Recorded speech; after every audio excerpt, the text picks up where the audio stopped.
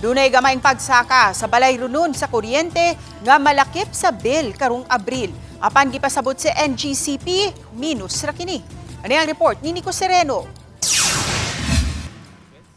Gipahibaw sa National Grid Corporation of the Philippines kung NGCP, dunay umento sa bayronon sa kuryente nga mahilakip sa bill karong Abril.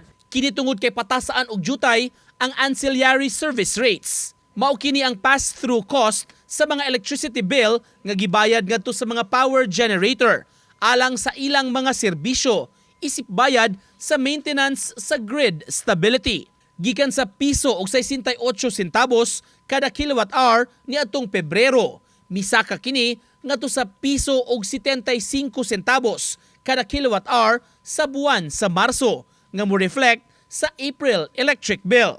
Ancillary service dili ni maadto sa NGCP, maadto ni sa mga power plants or the generators nga gitap nato from the reserve market to during the imbalance of the power grid, mukuha ta og power from the standby power plants or standby generators.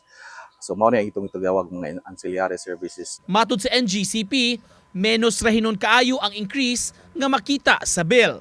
Alas 6 kagabi, gipaubo sa NGCP sa yellow alert ang Visayas grid tungod kay may kakuwangan sa contingency requirement kay dunay mga power plants nga dili available.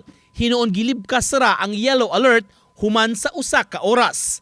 Padayong pahimangno sa NGCP sa mga konsumidor, bisan grabe ang kainit sa panahon karon, magdaginot gihapon og kuryente. Although init kayo ang panahon, pero kinahanglan nato nga magtipid gyapon ta sa kuryente kung atong mga lights walay nagamit atong i-turn off, ang atong mga refrigerator dili ta magsigabre, atong mga electric fan ginato hininluan ang atong electric fan, ang atong mga aircon hininluan siya kay the more nga kung hugaw mo cost na siya og dugang nga kuryente kung hugaw ang imong aircon. Nico Sereno, Balitang Bisdak.